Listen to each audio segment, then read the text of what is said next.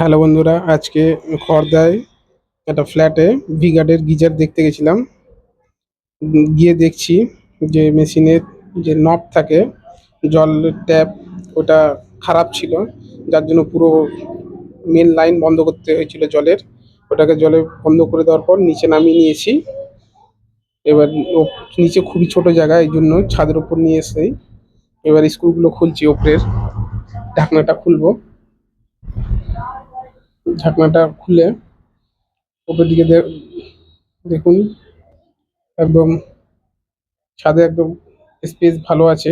এই জায়গাটা ভালো করে কাজ করতে পারবো। আজকে একাই গেছি, আজকে ছিল না আমার হেল্পার, সেই জন্য একাই ভিডিও করতে হচ্ছে, এই জন্য একটু অসুবিধা হচ্ছে। উপরের ঢাকনাটা খুলে এই যে একটা সেফটি প্যাক থাকে, এটার জন্য কোনো কারণে যদি শর্ট সার্কিট হয় আগুন ধরবে না। এটা এই জন্যই এই সেফটি দিয়ে দেওয়া হয়। এই যে গুটি রেঞ্জ দিয়ে, 11 গুটি রেঞ্জ দিয়ে নাটগুলো খুলছি। বিভিন্ন গিজারে বিভিন্ন ধরনের গুটি রেঞ্জ লাগে, আমরা সবটাই রাখি এই গুটি রেঞ্জ দিয়ে। এই যে সেকেন্ডারি থার্মোস্ট্যাট, এটাকে খুলে নিচ্ছি।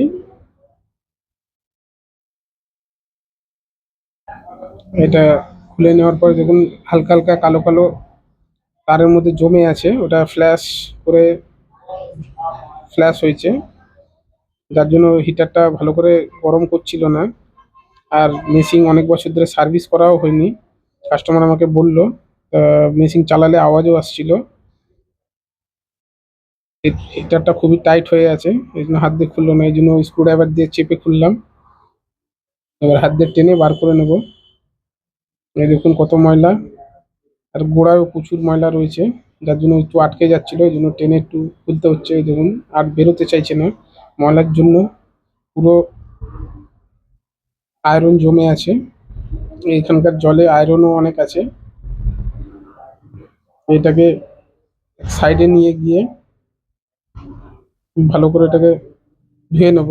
আর এইটার হোল খুবই ছোট, হাত ঢুকবে না, এই জন্য এর ভিতরে জল ঢেলে আস্তে আস্তে করে ময়লাগুলো ভেতরে ময়লা বার করব। দেখতে পাবেন প্রচুর ময়লা আছে ভেতরে।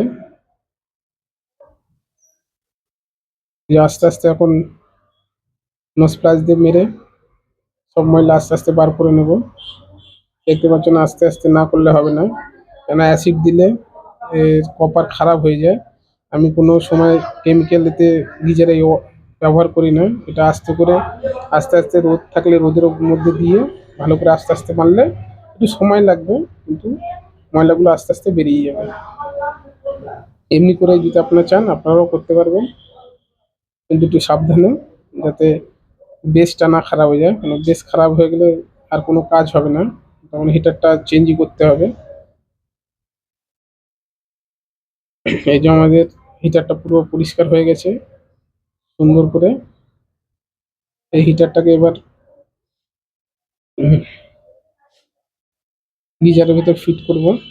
এই যে ফিট করা হয়ে গেছে, এই যে কাট অফও হয়ে গেছে মেশিন, ওটাও দেখিয়ে দিলাম একদম।